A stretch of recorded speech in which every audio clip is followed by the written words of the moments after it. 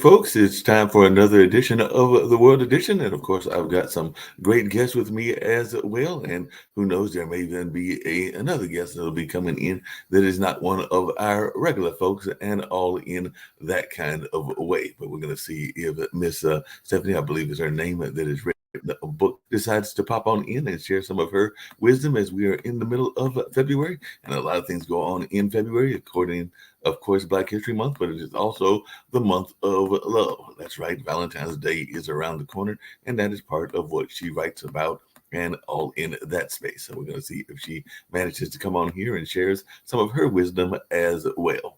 But definitely there is some items going on around the world. And of course, we're going to get to other items as well. But definitely we do know that President Biden will be giving his State of the Union address very shortly and all of that. And we're going to see what his perception is of how the United States is doing and how things are going around the world. And apparently, Arkansas Governor Sarah Sanders will be delivering the GOP response to Biden's address. And it looks like Progressive Representative Delia Ramirez is set to give a State of the Union response as well. So there might be responses coming from different parts of the aisle and all in that kind of way.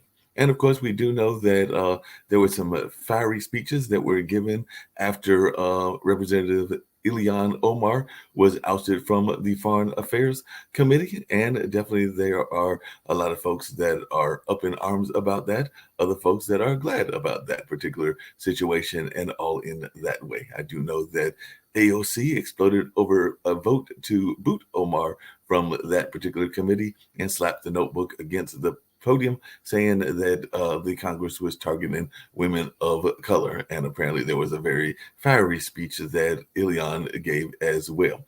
And on the other side of the aisle, Carrie Lake is meeting with top Republicans as she is mulling the idea of conceding in Arizona. So that is something that is going on the Republican side, and we'll see what happens in that regards as well. And then we did see that there is a suspected spy balloon drifting over the U.S. China is saying that that spy balloon is actually a civilian airship.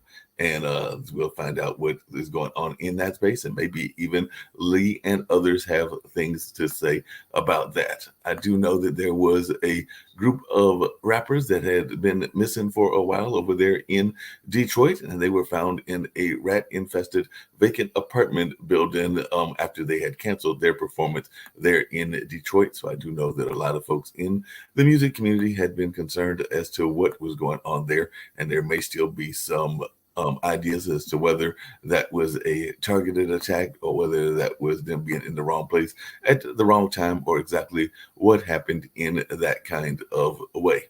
And we've also got the Alex Mardal trial going on. And apparently there's like a whole lot of money missing in that particular trial. I see in one figure that is talking about a missing $792,000 in law firm fees. Wonder if Nick got any of that, since we sometimes tease him about being a lawyer and all in that space. And there was a New Jersey councilman, and we'll see if Lee knows anything about this particular case as well, Eunice DeWampfor, that was shot and killed and all in that way. And that was in Sayreville, New Jersey. So like I said, I'm sure that that was in the news items there, and definitely we'll find out more about that. And of course, we're interested in finding out from Sasha how things are going there in the war in Ukraine. And last things that I'll bring up before I bring up our folks, our panel and everything, is that George Santos has admitted to lying in everyone in leaked audio. And definitely there's a lot of folks that are not surprised by that. Other folks may be surprised at that as well. And if you're wondering about that lovely groundhog prediction, you know, that is usually another tradition in February. Apparently, Phil did see his shadow, and that means that longer winter will be lasting. It's been actually a mild winter here in North Carolina so far, so it's going to be a longer but milder one. Maybe we don't care in that regards. But in Staten Island, apparently it was maybe the opposite prediction and in that kind of way. But we'll see whether folks even believe in these kind of things as I bring in our folks and all in that kind of way. And definitely we're going to see what folks have got to say in that regards. And Stephanie Bailey is here. So I'm looking forward to bringing Stephanie Bailey on. As a matter of fact, I think I'll bring her on first, and then I'll bring on my panel as well. So definitely glad to have Stephanie Bailey with us. Stephanie Bailey has got a company called Miss Adventures LLC. She's actually said that there are a variety of types of men out there. And of course, she's got things going on with her book and with some of the other things that she's doing. And of course, we are about a week and a half away from Valentine's Day and all in that space. So before I bring in my other panelists, and they may have some questions for you as well, share a little bit about your insights into the holidays and all of that. And even if you got some insights into Black History Month as well, since it is that part of the holidays as well going on. But love to hear some of your insights, Miss Bailey, on both of those. And then, like I said, we may bring in some other folks, but a lot of folks will be interested to know what you've got going on and even these different types. I mean, I think it's like 99, going like it's a lot of different types of men out there and everything. I do. I have a book called 99 Types of Guys. It made #1 bestseller on Amazon. And just a little tidbit about Black History Month. My biggest input is I don't know why we have the shortest month of the year, but that's all I've got to say about that. I feel like it should be much longer than the February date, personally. But anyway, so yeah, Valentine's Day is right around the corner. I wrote the book because I know what it's like to be out there searching for love and dating and having a hard time with that. I found my partner 5 years ago and I'm 52. And so I coach women. I'm a self-love dating coach and expert, and I coach women on, not having those timelines for yourself and not having those long lists, because those long lists really blocks you from love in your life. And I created this book, 99 Types of Guys, so that anybody out there who's either dating men or who wants to reminisce about their past dating experiences, maybe you're in a relationship and you want to know what type of man you are dating or in a relationship with, or maybe you're just a man who wants to know what type of guy you fit into, or maybe you just want to laugh. That's why I created the book. It's a fun, sassy, fun book out there, but pretty much spot on about the types of men that are out there to date, so that women kind of have this manual to go back to, so that if they are ghosted, they can look back and be like, okay, it wasn't me. Because a lot of times, we can go back and think it's us, and really it's just not the right fit. That's the main thing, is, walking away knowing that you can empower yourself. No, that makes a lot of sense. And like I said, I'm going to bring in the other guests. And of course, we've got other news items as well. But one of the things I was curious about is you did mention that you started later in life. I've actually hit the big age of 60 last year. So 61 will be coming up in July, still in that single space, even though there are folks that could be moving that away from that kind of frame and all in that way. But I was just wondering, a lot of times as folks get older, they get settled in their ways. And sometimes it doesn't seem as if that partnership is going to happen. But you said that you found your significant other 5 years ago, so that would have put you like in your mid 40s and everything. Mm-hmm. So is it too late for those that are in their 50s, 60s, and 70s that haven't, quote unquote, found love yet and all in that space? No, my partner, he's in his 50s, so I'd say absolutely no, it's not too late. I just feel if you put yourself out there, I mean, I have friends that are been divorced, newly divorced, getting divorced, that type of thing. They're around my age. So no, I don't think it's too late to find someone to love and to be in a healthy, loving relationship. Sometimes we start off, I've never been married, so sometimes we start off with the wrong person. And then we realize that's not the right person, and we see ourselves getting divorced later on in life, especially if we got married early. So again, it's just being hopeful and just knowing your person is out there.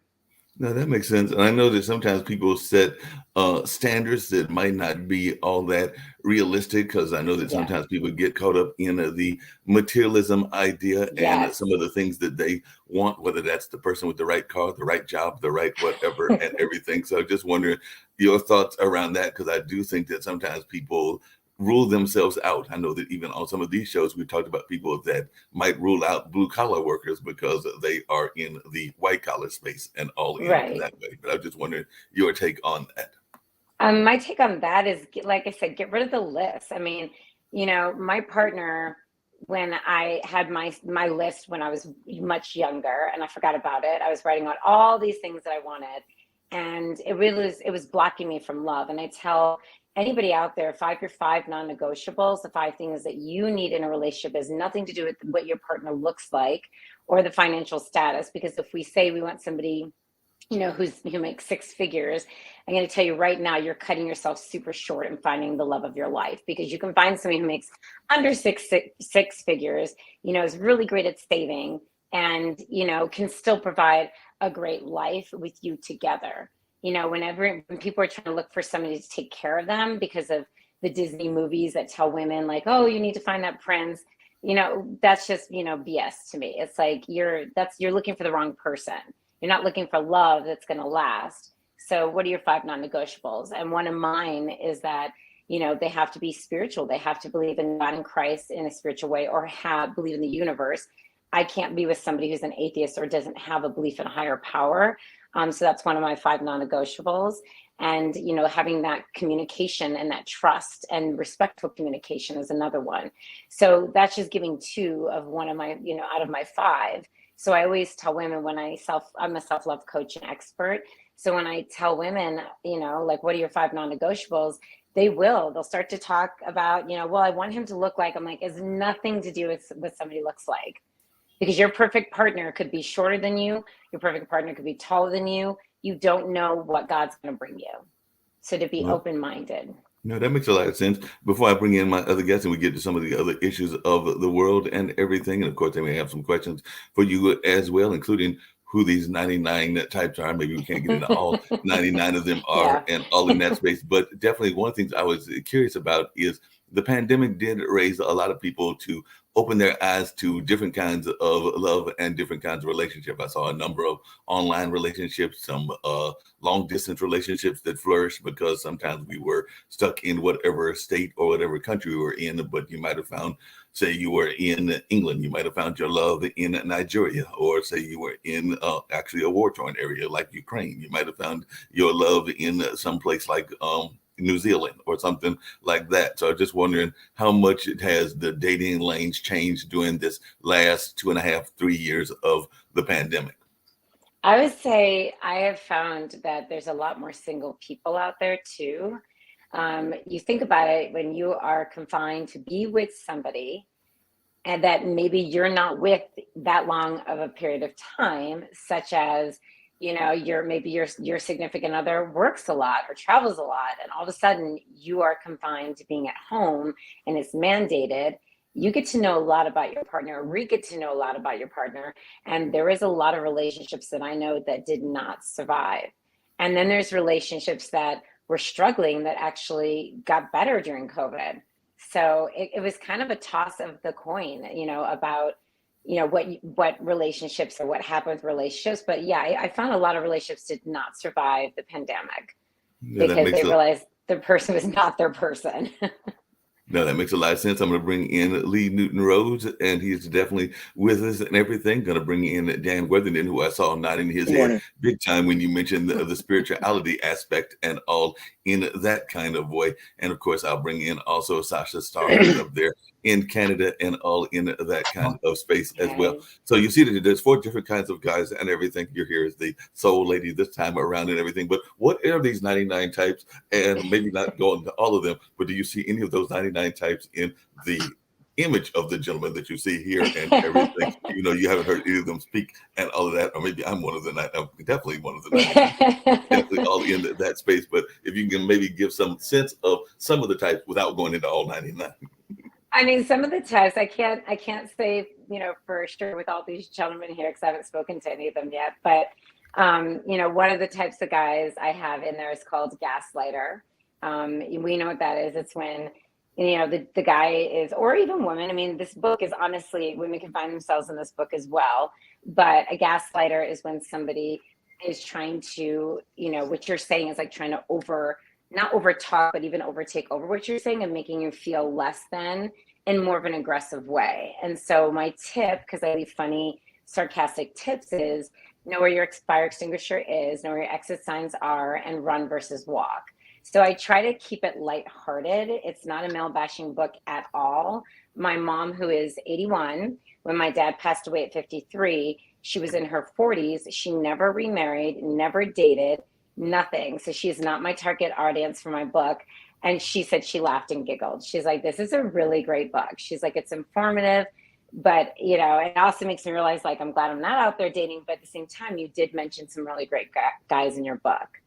So it encompasses a bunch, and that was my main focus was if you're picking this up because you hate men, then put it back down, because that's not what it's about. Yeah, definitely makes a Okay, good Mark, sense. can I add something? Yeah, I Yes. do. Good morning, Stephanie. Contrary to what Mark is saying, don't listen to him. This is not the dating game. You don't have to choose one of the three of us. But one of the problems in America we're having today is with children having, fatherless homes. Is there something men and women are doing wrong in terms of relationships? I honestly feel that they go in and they're not going in with an open heart. And if you go in, what we were talking about is if you go in this list, it's not going to work out. It's like, that's blocking ourselves from what we really want. But if we go in with our 5 non-negotiables, then yeah, that's a completely different thing, because then we're saying, yes, this guy treats me really well. And I don't know if any of you've ever watched, Sex and the City, but Harry was my favorite character for Charlotte, and she almost wasn't going to be with him because he was bald and he was hairy. But then the way he treated her with everything that she wanted. My dad was bald, by the way. And he was an amazing man. But that's what I'm saying. It's about how somebody treats you at the end of the day. And women tend to forget that. It's like they look at oh, what does he drive? Where does he live? I'm like, none of that matters. What matters is, how is he treating you? Because you can have the car, you can have the man that's going to shower with you with money. And then guess what you're also going to have? You're going to have somebody who's controlling most of the time. You're going to have somebody that has all these high expectations from you, and you're not going to be living your authentic self. So I always say, don't fall for that. You need to fall for the connection.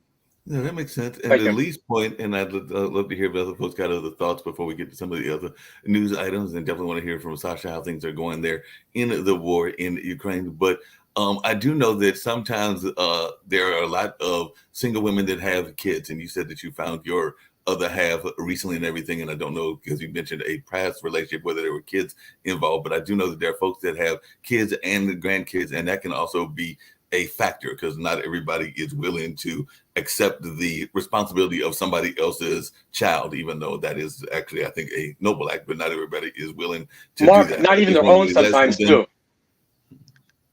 Mark, not even their own sometimes too. Some fathers they're not there for their own kids. No, that's true too. Yeah. Very sad.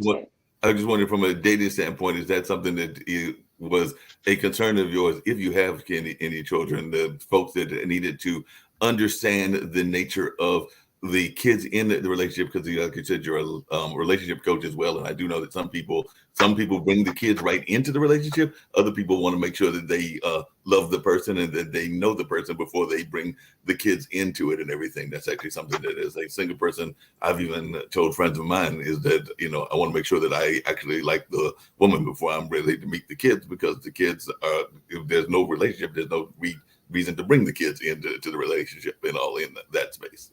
Oh, 100%. I agree. So I don't have kids personally. My partner has 2 boys. His son has been living with us. He's 16 for over 3 years. His other son lives with his mother up in the mountains, because that's where she ended up moving. But yeah, so we have, this weekend, we have both boys. So I'm a stepmom to them. I've embraced them very well. I have dated men with kids that, it was hard because I didn't feel like they really wanted to parent. And for me, that was something that was hard to respect, somebody who, lets their kids talk disrespectfully to them, because I did not grow up that way. And so if I, dated somebody and their kids are talking disrespectfully, it makes me say, okay, what are you doing here? Why aren't you parenting? Why aren't you checking your children? Why aren't you grounding them? To me, regardless if you're a man or a woman, when you have children, you're there to parent and guide. And, luckily I'm with a partner who is a very great parent, and we partnership together with that. So parenting, having kids doesn't stop anything. My sister, when she got divorced, she thought that she wasn't going to find somebody because she had children. and she ended up getting into a relationship with somebody, and he also has children. Yeah, some of that Brady Bunch activity that goes on. I've Yeah. had some friends that have done that as well, those blended families. And that does seem to be something that is more common these days around the world, is the blended families and all in that kind of space. So what is some of the advice that you give to people that are doing that blended family? I know that, like I said, I don't have any kids of my own, but my brother has two, and I know that his fiance has two as well. So they are all older. My nephews are 13 and 14, and one of the future folks in that blended family, well, my brother's fiance's kids, one is in college, the other is in high school. Yeah, I believe Jack's in high school, if I remember correctly, and all in that nature. So there are various ages, everything from 13 on up to, I think, 19 or 20 is what FE is. But what are your suggestions for those that are in those blended relationships?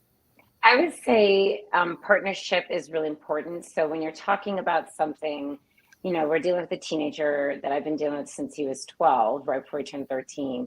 And it's really having those conversations and being partners together and saying, okay, this is what we're going to say to him together, and being on the same page. Because if you're not, and you're trying to discipline and your partner thinks differently, it doesn't work out, because then the child knows that they can play both sides.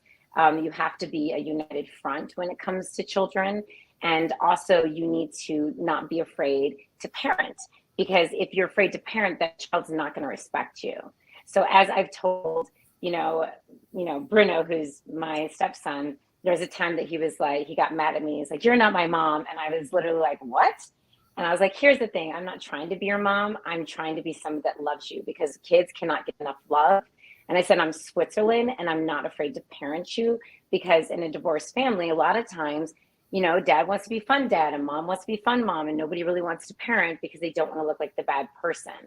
Well, for me, that's not how I grew up. My parents were not divorced. And so I come from a background of, it's important to discipline so that children know that you care, and like, there's times where you let things go, but there's times where you have to, put your foot down and say, that's not okay. And this is why, or this is why I'm grounding you. So then they understand. That makes a lot of sense. It's interesting you said that you sometimes let things go. I heard one time in parenting, you don't have to notice everything a kid does. Right. You just, right. You don't have to comment on everything and micromanage. I'm sorry, There's Mike. a lot of micromanaging in parenting, just like there is in business and everything. And speaking of micromanaging, one of the things that gets maybe a little bit overly micromanaged is Valentine's Day itself. And like I said, that is not this coming week, but the following week. And I know a lot of folks are feeling the pressures to get a gift, get a card, and it might even be in the early stages of the relationship. But definitely that is something that people feel pressured to get, is that significant gift, no matter what the state of the relationship is, or how Mark, new or old the relationship is. So I just wondered, Stephanie, and I'd love to hear from you, Lee, and anybody else. Just one quick comment. The Valentine's Day and the holiday, is it not called Saint Valentine's Day? Is it not a religious holiday? That's a good as opposed to a secular American holiday. Well, technically, yes. Like there's yes. However, people have made it a Hallmark day, and really, I think the Hallmark day. I understand that, but does that take away from it? Just like Christmas, commercializing Christmas as a religious holiday. Well, yeah. Well, Christmas. I mean, the born of Christ is really. It's not supposed to be, again, Santa, gifts, all of that. It's really supposed to be more family connection, and people lose that. People want to shower everybody with so many gifts, and it's like you're missing the point of it. Like, it's really about the appreciation and for me, the gratitude of the people that are around you. That's what it should be about.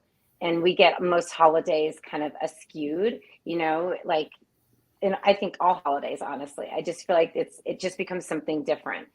Same thing with Easter. It's like we're chasing an Easter bunny. I'm like, that's not what Easter is about. The message gets lost. It gets lost. It gets lost. And so going back to your question about, Valentine's Day, it's like, for me, if you're in a new relationship, I don't feel, and I tell women this all the time, don't get into a relationship right before a holiday, because then you're not really sure exactly like if that person's just meeting you there for that holiday themselves because they're lonely. So I always discourage women from doing that.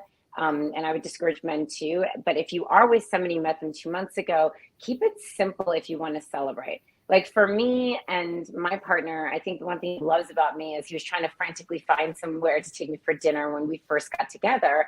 And we got together, you know, in July, but I was like, I don't do Valentine's Day. Like, I don't want to be around the crowds. It's not my personality. I'd rather cook dinner at home and just spend time together and watch a movie. Like, that's me. And so, you know, for Valentine's Day, we'll maybe go out to lunch if we have time during our schedules, but we keep it very simple because for me, it's about, you know, like it's a day to celebrate, but really it's a day I feel that was made for men, honestly, so that they're forced to say, okay, I've been dating all year. This is my one day to do something for the person I'm with. And so that's why I'm like, it's such a Hallmark holiday that I'm not a huge Valentine's Day person. I don't like roses. You know, he knows that about me. I'm not someone that's going to eat a box of chocolate. Like I'm not that person. So for me, it's like, you know, if you give me a nice card that says something sweet, that's great. Yeah, Hopefully they don't forget about the anniversary date also. Well, anniversary is different. You better not forget that one.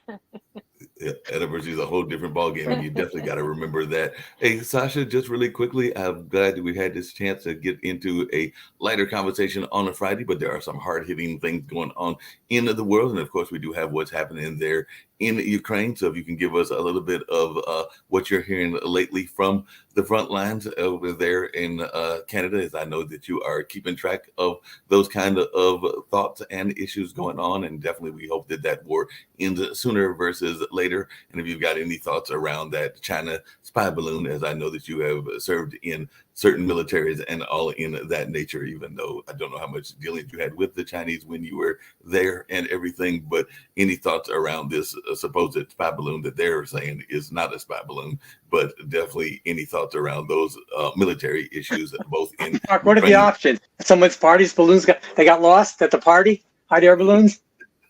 Mark, I want to say that they said it was like a civilian aircraft, but yeah, I'm not buying it either, but we'll be interested to see what folks' reactions are. Mark, you know, your question is longer than my answer. Well, just give a short answer. Short answer. Okay, before I'll do my short answer, first of all, I would like to provide my comments on relationships and parenting. Please. And what you've just discussed. Please. I don't have such a rosy view on the both parenting and relationship. Number one, parenting. You are enjoying parenting 10 years from the moment the child was born until he's 10. Okay, I'll give you 12 years old. So whenever he's becoming teenager, he's becoming his own person, and you are becoming actually impediment. You are not helping him. You are just kind of a necessary evil, which is there, and he'll tolerate you simply because he cannot live on his own. He needs your place, a little bit of money, and all that stuff. So we're talking about maximum 12 years. That's it. The parenting is 0 to 12. After that, it's a lost cause, and you don't even have to fight it. You just let it go. Okay, the child will stay with you until he's 18 or whatever is legal age that he can go on his own, and you don't need to support him or so on. He's becoming his own separate person with his own views, including political views, economical views, and whatever other views he may have or may not have, and just let him go or her. That's it. That's the end of story. Number two, the relationship.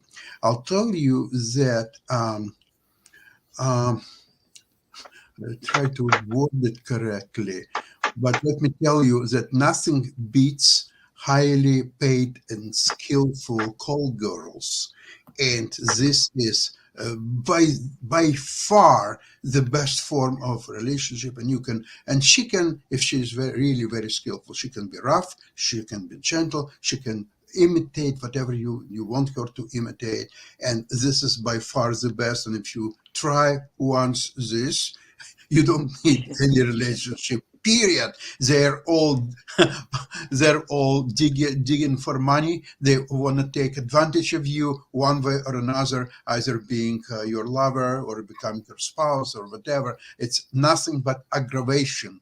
And instead, you can pay a fraction of what your wife will take from you, and have a really good and meaningful, high quality time. That's my view on relationship. Okay. Okay. Now, Nick, you're just in time. no, listen. It's my view. It's not. It's Okay, not the network's view. That's for No, sure. it's not. Like I said, that's Sasha's view and everything. Definitely want to get to I'm Ukraine, saying, but one Sasha, thing, Sasha, is that a take on your parents' relationship? I was Sorry. gonna ask Once again? that. Is that a critique of your parents' relationship also? That they were out like that too for each other? It doesn't apply to me personally, simply because I'm married to a wonderful person for now 50 years. I have Very fortunate. fantastic daughter and two lovable grandchildren. On the other hand, I know what I'm talking about, and it's not it's not so simple, mind you. It's you not. know, and Nick may have some thoughts as well. Nick has been married there for a minute. Is very supportive of his wife and everything. So maybe he wants to jump in to You're the in therapy conversation today. as well, because we were talking about Valentine's Day, Stephanie. Nick, you might want to lie down. Wait. I'm an attorney. Can I plead the fifth or something? Or you can On this issue? Yeah, you can plead the You fifth can if you drink want a to, fifth. but yeah, just go ahead and play the fifth. But one of the things I was curious about is one of the other things that I definitely want to get back to the Ukraine and everything is that sometimes people are very much wanting to get gifts, wanting to get showered with gifts, and apparently, you know, there's a whole country that's going to help people get those gifts because apparently Hong Kong is going to give away 500,000 free airline tickets to lure back the tourists. So maybe that's what we got to do in order to get this love is get these one of these 500,000 airline tickets. That's big. Are you serious? Yes, they said that they are giving away 500,000 airline tickets as part of Hong Kong's $2 billion promotion campaign. So yes, they're giving away 500,000 free airline tickets. I'm all over that, Mark. Okay, I mean, I'm there, buddy. And Nick, don't get too excited. They're not first class. Hong Kong, here we come. You know, let's get out the credit cards on to Hong maybe Kong. you can get an upgrade. All right, yeah. Oh, by the way, I checked the major news media, so the people on Pod TV around the world know what we're talking about here in the United States. All right, here's the reporting on the war in Ukraine, Sasha. 0 for today. So I guess the war is over, at least according to the United States. So not necessarily so. well, over here we declared it. The news media in the United States declared the war over. So I guess I don't know what media are you following. I'm following ABC, CBS, and NBC. Okay, I'm following a magazine by the name Foreign Affairs, which is U.S. magazine, by the way, so it's part of U.S. media, but not one that most people listen to or read. However, Sasha, yes. Foreign Affairs. Isn't that on Epstein's Island? It's a poor joke. No, it's a Well, maybe Stephanie knows about foreign affairs. She's an expert in relationships. yeah. Right? Foreign Tell us domestic. about foreign affairs. Okay, here's what Go ahead. is, Wait, what she is an expert. I'm telling you. Let's bring her on, baby. Foreign affairs. Let's hear it. I don't know a lot about foreign affairs, to be honest with you. I know very little, to be honest with you. I am somebody who I watch some news. I'm somebody who I feel there's one view, there's another view, and then there's the truth, correct? Yeah. And I feel people get that skewed too much in this world about what that truth is. And you turn on one station, you turn on another station, and you're getting completely different facts. And so then you have to do your own fact check. And it's the same thing. You brought that up because I've had a conversation with a couple of friends of mine, including some ladies and some gentlemen and everything. And one of the things that I know is going to frustrate the heck out of both, definitely Sasha, who has got definitely some interest in the Ukraine, having been born into that particular country, as well as Nick, who has definitely talked about the nature of media coverage. But there are a lot of folks that I think are like you, Stephanie. They are very frustrated by the news. I can tell you how many of my friends have told me I refuse to watch the news because all I hear is negative news, and I hear war and I hear other things. So they kind of have gotten this attitude of I don't want to listen to the news because if what is being reported and all in that space. And I've heard that conversation from several people over the last several weeks and everything. But I just wanted they're called high information voters, high knowledgeable voters. That's who they are. Oh, sorry, I didn't say anything. I just feel like it's skewed. I mean, I know that there's tragedy that goes on in the world, and you know, even with the George Floyd, that was horrible. I'm not going to say seeing somebody murdered on TV was okay. It was not. However, we forget the past of people or the present of people. Or for me, it's like, and I know he's not Ted Bundy, but I'm saying it's like saying, oh, Ted Bundy just got killed, and now we're all upset because it was on video. But did we not also know that George Floyd was not the first person to die that way? There was somebody who was Asian that died that way. There was somebody who was white that died that way. But because there was no video of it at that time, then everybody's focusing on one thing and thinking that, every cop hates Black people. And I do not believe that. I do not believe that, cops should have their rights taken away to protect us. And they can't even go out when there's two girls who are about to stab each other and they shoot one out of the two Black girls, and all of a sudden the cops are racist. It's like, seriously? Like, even the Black cops are racist now. Now the Black cops are racist, exactly. And they're there to protect people. I mean, the kids should have really, and this is my theory, when it comes to driving, for anybody who's getting their driver's test, before you can get their driver's test, it should be like, okay, when you get pulled over for a cop, what do? You put your hands on the wheel and you say nothing, or you have like a little pocket that has your license and your registration already there, so you can grab it, so there's no going into your glove compartment, nothing. That's going to cut down on a lot of these murders or kids taking off and fearing for their lives, and then stuff like this happening. Because we never look at the bigger picture of like cops' lives. How many cops have died since the George Floyd thing? But nobody looks at that. Nobody looks at the white guy that was walking his dog and got killed by some Black kids because he was white. Who cares? He's not Black. Black lives matter. And so for me, it's like, it's gotten too far for me as a Black woman. I'm like, this is going so far that it's separating the country. And I'm not okay with that. Stephanie, when you were in school, did your teachers educate you about how to behave in the event a cop stops you? Did you get a lesson by your teachers? No, I got a lesson by my father.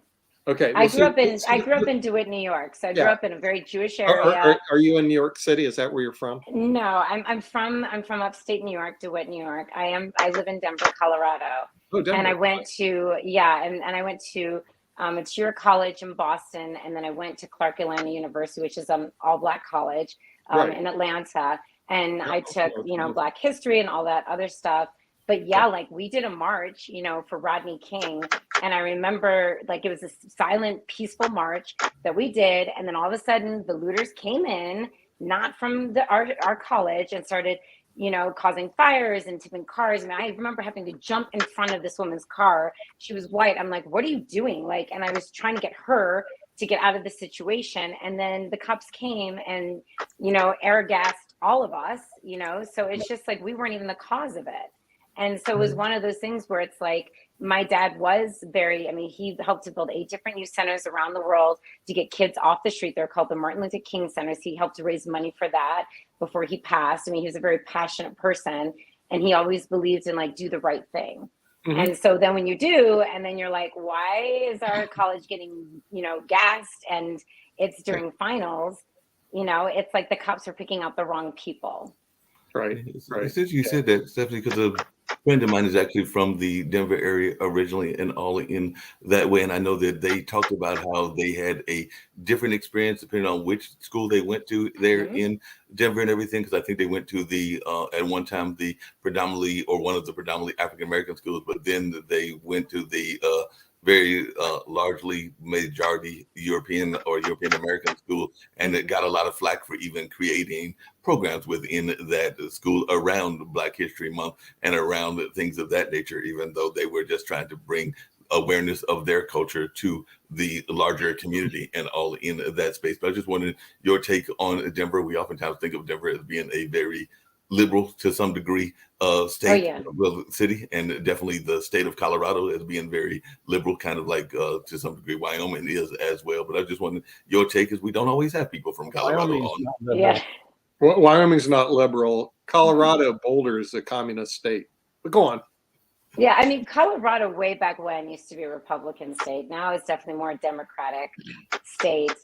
I'm neither nor. I listen to political views, and that's how I decide how I'm going to vote. I don't come in as one way. I study my stuff. I watch the debates. That's how I choose of what I think is right for the economy. However, going back, in general, when it comes to Black History Month, I've always felt way back when, because I went to an all-white high school, all-white middle school, there was not enough learning about anybody. I mean, you learn, okay, there's slavery, there's Martin Luther King. That's all you know. You don't even know the depths of slavery. You don't even know how the progression of Black people are and the things that they have discovered and the accomplishments they've made, which is beyond the ones that you hear, which is frustrating. And it's the same thing with Latinos and Asians. I mean, if we all had this all-encompassed book of what everybody has accomplished and struggled, and really, even what the Holocaust looks like and what Jewish people went through, it's like you just get these snippets, and then people think that they're greater than other people. And it's like, no, if you really look at what everybody's gone through, we're pretty all in an equal frame. Because even when people say Black people were the first enslaved, it's like, well, actually Native Americans were, and they didn't survive, and that's why they didn't stay slaves. Actually, the But Hebrews were. well, then the Hebrews were, yes. I mean, if you're going to go way back, but I'm saying when Black people compare themselves, I mean, it goes even back. I mean, Egyptians were slaves, right? I mean, Yeah. it goes way back. But when people are trying to compare it as of right now, I'm like, that's not true, people. Look at your history. If you're trying to compare, Black people, I'm like, first it was Indians compared to Black people. Yes, Jewish people were enslaved. Egyptians were enslaved. And we can go way back in history where we can see slavery. However, I just feel like our books aren't giving our children enough education to really grasp and then have that sympathy and that understanding of what everybody's been through. Yeah, Because Stephanie, we've all been through stuff. you might agree with this. We are all children of God. No matter Yeah. what race, creed, color, doesn't matter. God created us all in his image and endowed us with inalienable rights. And that's, we are all master creations. We all have the unlimited potential because of the gifts of God. We're here on this earth to make choices and to choose right over wrong and to progress along. But ultimately, we all answer to our maker. And that's how it works. Absolutely. Dan, I agree with what you're saying, but I don't know why. Some people have a fixation with the color of someone's skin when really everybody's a shade of something, and there's blacks from different countries, whites from different countries, or everything in between. Nobody is pure white or black or what have you. And but part of that is also what goes on. And I don't know if Stephanie's got any thoughts about it, but there is also, and I know that Shaquille has teased me about this when I brought it up, but colorism is a very real thing. There is differentiations even among the ethnicities and all in that space, because definitely there was a time that lighter skinned African Americans like myself were seen in a better light than others and all in that space. But I'd love to hear Stephanie's talks around that. When I brought up colorism before, there have been people on this panel that have actually thought that I was speaking out of turn or not bringing up something that was a realism, even though I think that's real. That's real because, as they would have said, if I was back in the slavery times, I would have been more in the house, right? Versus out in the field because I'm light skinned. And, when I walk into a store with my white friends way back when, I was treated differently based on my skin color.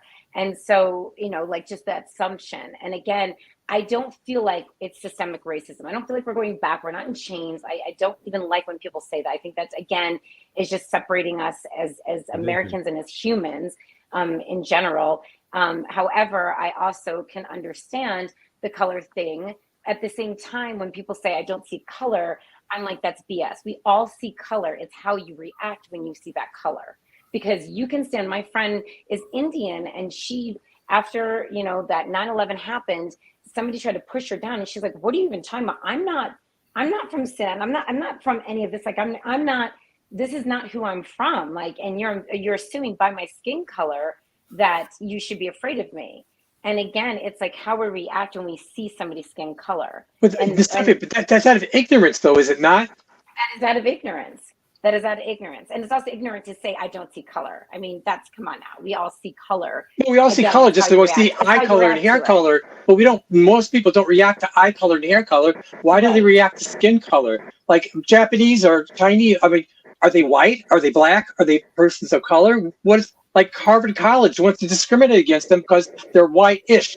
Does that make sense? No, it doesn't. Because I don't, again, it's about what are you seeing in front of you? Because really it's about a person. You can have a white person too, like Ted Bundy, who's a serial killer, right? And then you can also have somebody who's black that does something wrong. I mean, it's just the nature of the person. You know, God created us all to be different. And some of us are created to be evil. It doesn't matter what skin color you are. And some of us, most of us, are not created to be evil, you know, and some of it is all, you know, where you live and how you're raised and how you choose to, you know, that decision of, do I choose to be in a gang or do I choose to not be in a gang? I mean, we all have choices in this world. Some don't. I agree with that. You know, some are put in this situation where it's like there's a gun to your head and you're either going to be in this gang or you die. I feel bad for those people. But at the end of the day, we do have a choice. But along those same lines, and I know we talked about it on the news show before, we talked about it on a lot of our different shows, how much of that need to belong is the reason that a lot of our kids get involved in gangs. Because my brothers actually worked with at-risk youth, and I know a lot of times why they are getting involved is because one is the kind of a sense of what they can get in the sense of a quick return. Sometimes they don't always think about the danger involved with that quick return, because you can make some very high money. I mean, of course, you might wind up in prison. A good chance you will end up in prison, and you might wind up dead, which is a very much of a consequence and all in that space. But a lot of times people aren't thinking about that. And every time that I have heard my brother and other people that have been in that space talk about it, it's about being accepted into some sort of society when you're not being accepted by others. To Lee's point earlier, that there are a lot of children that are not having guidance at their home. But I was just wondering your take on that as a stepmom. Yeah, and that's why, you know, I have to disagree with the fact that after 10 you don't parent.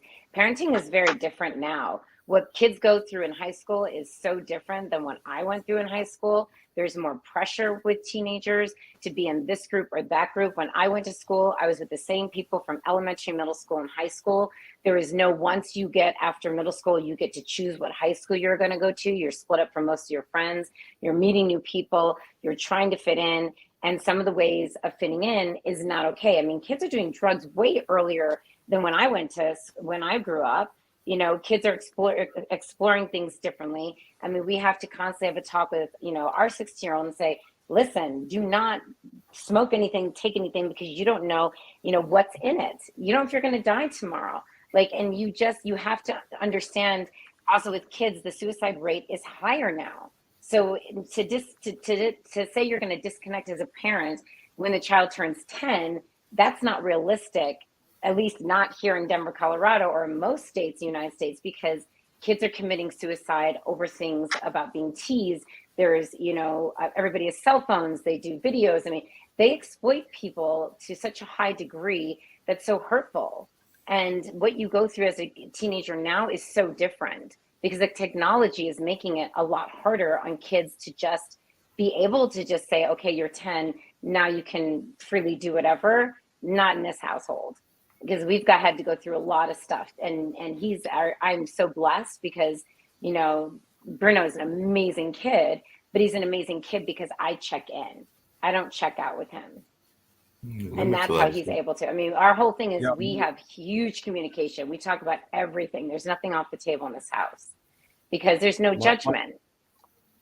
Go ahead. My oldest is 45, and we is still parenting. Not telling what to do, but he calls me for advice. Yeah. And you know, we try to have a relationship that's respectful, open, so that we can share ideas and views and that kind of thing. But when they become an adult, they become more like your friend, and less like your frenemy. You know? Yeah, and they go through that age of irrationality, which Sasha is talking about, where they really think you're stupid, you don't know anything, and they go crazy with hormones and all that. That's to be expected. I've had it with every kid. I've learned that that's just part of the process. We got a 15-year-old granddaughter that I adopted now. She's autistic, and so we have some special challenges. But she is such a good girl, and she requires a lot of gentle parenting because of her disability. But she tries so dang hard. I'm so proud of her. but you just have to be there for your kids. I mean, whether You definitely got to you be know, there for the kids and everything. Speaking of kid being there for the kids and everything, sometimes, and I'm going to shift the topic just slightly and everything, but sometimes there are countries that like to be parents as well. So apparently, and I know that I'm going to maybe bring another thing up to tease one of our analysts that isn't here and everything, but I know that Chris Greco is not the biggest fan of the French, but the French have warned Netanyahu over the judicial overhaul and the settlement. So he's over there trying to tell the folks in Israel what to do.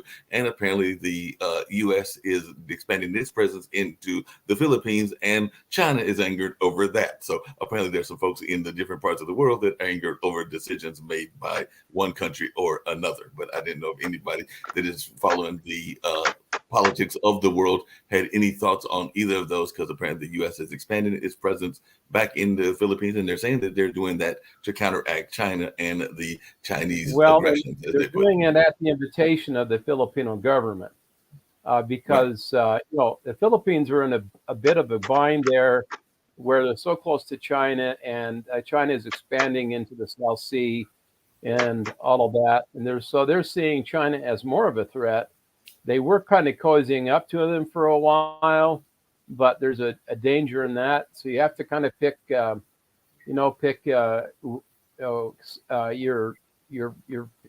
poison, right?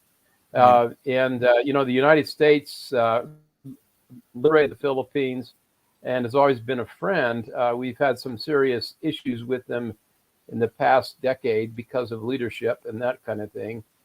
And because we don't have the best record of not butting out of people's business and not exploiting people and resources and other things.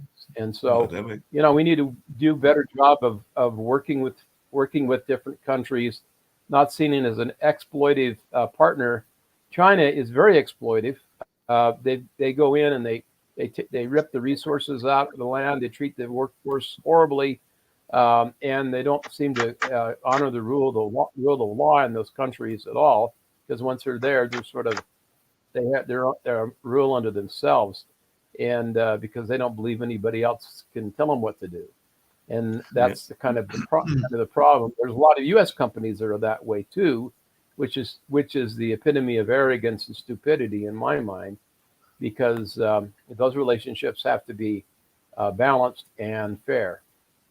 Dan, but you must admit that China is very skillful in using soft power. For example, in Africa, what they're doing, they're building schools, they're building hospitals, they're building all kind of things, and there are courses for people to learn Chinese, and Chinese slowly becomes the most used language in Africa. So if you ever travel there, and there Sasha, it's not just Africa. There are Mandarin schools here in the United States that you can learn Mandarin if you can get into those schools. I think that they are usually more geared toward the Asian population and particularly the Chinese population, but there are definitely schools even in the local area. You're absolutely right. Except the Chinese are there. Big presence in U.S. universities.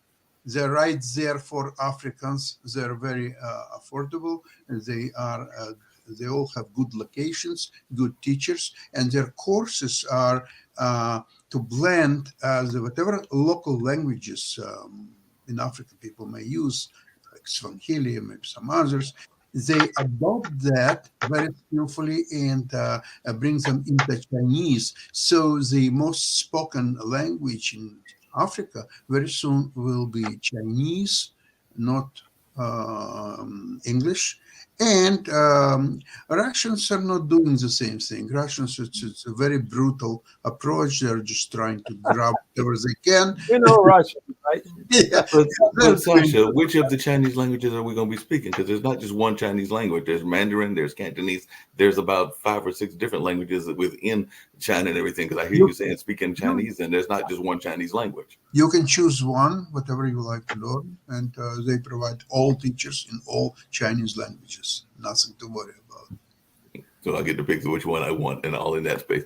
Well, we can ready to wind down and everything, but definitely, I know you've got your show around the Ukraine that will be coming up at the 11 o'clock hour. So folks will be interested in that. And of course, we do have the chess show that'll be coming on in the sense of being aired on tomorrow, even though we might do a pre-record later on. Actually, we will be doing a pre-record later today and everything. And the thing that I was going to tease Chris about if he had been here, but I'll just mention it and hopefully he'll pop in and everything. But there was a hitman that was found working as a pizza chef there in France. And apparently he's been on the run for 16 years and all in that space. And he was actually found after they had been looking for him for all of those decades. And guess what, folks? Guess what his last name is? Maybe they're related. We'll have to find out and all in that space. Because when I looked at him going like, wait a minute, there was a Greco that was found and all in that space. Hopefully they're not related, or maybe they're just distant cousins or something like that. But I did see that they found him. Probably and he did not. have literally the same last name, but hopefully they're just distant cousins and all into that kind of space. They're not related. Well, Mark, what is his first name? Because Chris has been gone for a few days. Yeah, I don't They know. say his first name is Edgardo. Ago. Hey, no, Mark. But I'm telling you, dude, if you look at the You have the picture, same he does last look name very as much John like Chris Henry. Are and you everything. related? So look on the news, on Google News, and they might have some family resemblance and everything. So who knows? Maybe that's why he's been gone for a few days, and we'll find that out much later and all in that space. But definitely just giving him a hard time, because actually I did get a text from him earlier, so I know that is not him, because I got a text earlier and it was not from the prison cell. So the text was actually from a more reasonable location and all in that space. Stephanie, it's been great having you on this particular day, kind of breaking the hard-hitting news that we usually have, but still having some fun conversation and some important conversation. So before we get on out of here, and we've got about a few more minutes, if you will tell folks how they can reach you, this book that you've got, and any last words that you would like to share. I'm sure that me and the rest of the panelists would love to hear that. So you can reach me either on my website, miss-adventures.com. I'm also on Instagram under miss_adventures_coach. You can buy my book on either, if you're a book seller. So for instance, Barnes & Noble's here in Denver, Colorado is going to carry my book, doing a book signing, and there's several stores around Denver, Colorado that are carrying my book, but I am registered on Ingram Sparks. Also, you can find my book on Amazon. Again, this is what it looks like. It made #1 bestseller. And then just to wrap it up, I just feel as long as anybody's keeping their heart open, there's love for everybody. And I truly believe that, because, I've dated more than 99 types of guys. There's a second book that's coming out next year, but it's about, you might have to go on those coffee dates and figure it out, but also take that time to really figure out you, because, at the end of the day, if you don't even love yourself, nobody else is going to. You can't be searching for somebody in order to make yourself happy. You need to be happy before you find that person. So Definitely that's my tidbit. Appreciate that, Ms. Bailey, and everything. Any final thoughts that the rest of the panel have? We still got about another minute and a half to go and everything, but any final thoughts you've got, Lee and or Dan? Otherwise, we'll get ready to get on out of here. I just wanted to add to what Stephanie was saying about marrying people to fix them. Mm-hmm. That's not the purpose of marriage, and more often than not, you don't. Yeah, I agree. That's the best way to be in a failed marriage. Well, that's the first thing my wife did when we got married. She had me get fixed. Did it work, Dan? I don't know. I don't think it was a problem, actually. Jury's still out. The jury's still out on Dan as to whether it worked or not, and I'm sure that even Dan's wife might still think that it is a work in progress, as the old saying goes. So it might be a work in progress. Yeah. Yeah, and Mark, I don't know about you, but in New York City, it's supposed to go in single digits tonight. It's supposed to be getting a little bit chilly here. We've got down into the 30s. I think it's supposed to get down a little bit colder down here in North Carolina, but they're used to that over there in Denver. They probably already had about several snows and all into that space. Yep. It snows and then it's warm, and then it snows and then it's warm. We don't get hard, winters like I used to do within upstate New York, because we have the full 4 seasons. We don't. Unless you're in the mountains, you don't get the full 4 seasons. It's beautiful there. I live in Utah. You actually get the used snow. We get it first. You get the used snow. It explains why our skiing is much better. Ooh. Well, I'm not a skier, so or a snowboarder. I like the kid. And when you say used snow, I hope you're not referring to the color. No, it's well, I don't know. I I assume that going over the mountains and stuff purifies what the remaining snow is, Right. Yeah. right? So it's clean, supposedly clean snow.